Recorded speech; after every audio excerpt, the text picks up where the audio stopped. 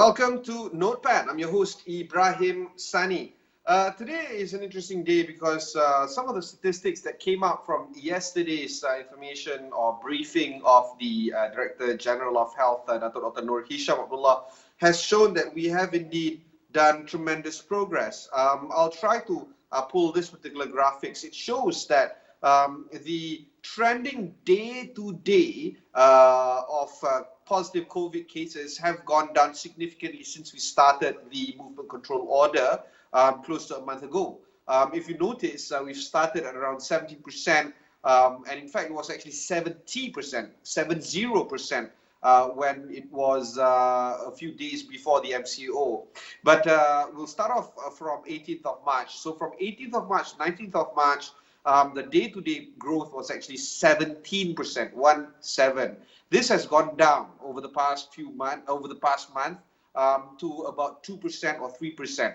So yesterday we saw the day-to-day growth was actually 1.7%, based on the numbers 5,000 plus cases divided by 4,900 plus cases. That gets you a growth of about 1.7%. So this chart is actually crucial to show to you that the MCO does work. The next chart I want to show to you is actually as interesting because I've been going on and on about the red band, or the so-called red band. So this chart, the second one, basically shows that if you grow between 3% to 7%, your case-on-case growth rate is not going to be so dramatic if you look at it from the percentage point basis. But if you grow from 3%, 5%, or 7%, positive cases that will reach day-on-day or day-to-day growth will actually grow either 5,000 cases or 10,000 cases or 16,000 cases, depending on 3%, 5%, or 7% growth.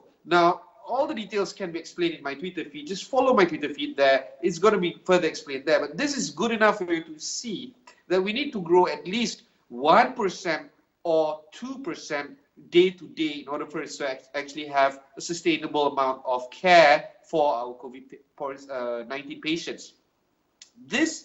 We've only reached day-to-day growth of 1.7% or below 2% only yesterday.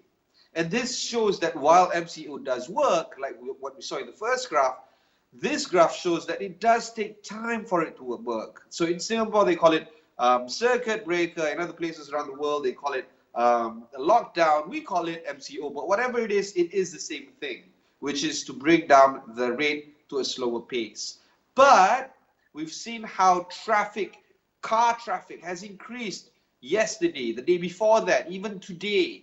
It means that people are not staying at home. It means that people are going about their business because they don't see the importance of the MCO any longer. Or perhaps they've seen the importance of the MCO, and perhaps they've seen the numbers being eroded down to close to zero. So they're now out there in the market and going about their jobs. That's not the right way to do it. You're supposed to bring it down all the way to zero, to nil, to zero, to completely eradicate the growth out there. But we're impatient. As a creature, we still want to go out there, and that's not enough. We need to adhere to the MCO, and I applaud the government, particularly the National Security Council, the MKN, to actually go down with stricter measures or harsher measures in terms of ensuring that people who do not comply to the MCO will get severe punishment for doing so. So you really need to understand that complying to the MCO is actually quite crucial, not just for the health of yourself, but for the health of others as well. The next graph I want to show you is, of course, the tussle between active daily cases, as well as active cases that is recorded daily. So here, the blue line is actually the active positive cases, right? And the orange lines are the discharge case. So orange is discharge cases daily, blue is positive cases daily, and over the past few days we've seen that discharge cases are more than the admittance case or the admit cases, right? The positive cases. In fact, yesterday we saw something very quite extraordinary, where discharge cases is nearly doubling that of admission. This proves that if you give it time, according to the DG of Health, he says that 14 days is the normal period where people get well over time.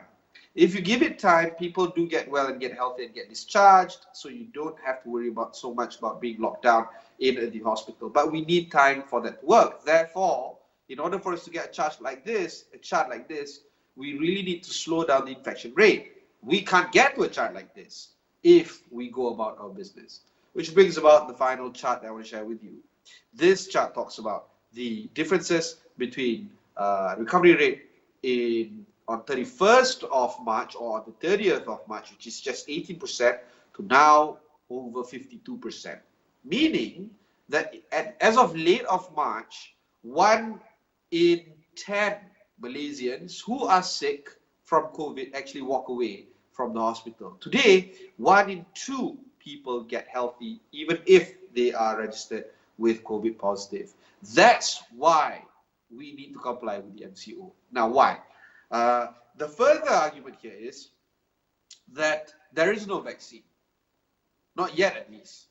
And the common folk law being told is that the nearest vaccine is just 12 months away.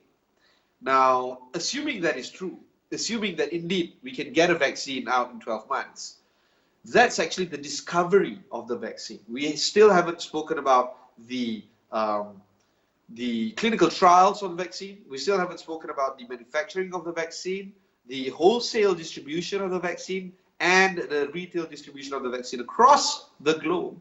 So even if we do find a vaccine 12 months from now, the chances of you getting your hands on the vaccine and stabbing inside your body is still easily, 24 months, 36 months from now? So if there is no vaccine and this COVID virus is still propagating itself, and mind you, the COVID virus, which is actually the SARS-CoV-2 virus, apparently now there's 3 strains of it, will continue to mutate as and when, even if we are out about finding the vaccine. Even if we get the vaccine ready, the virus might have mutated to a point where we need a new vaccine. So vaccines are hard to come by, and people need to understand that we have to adhere to the new normal, and we have to expect that we have to do things differently from now on until things are going to calm down. And when is it that things will calm down? Not anytime soon. Not even this year, right? We have to set our expectations correct. So it brings about the question of we still need to make money. We still need to be productive. We still need to contribute to the society. And at the very least, we still need to work to keep our minds sane. What do we need to do next?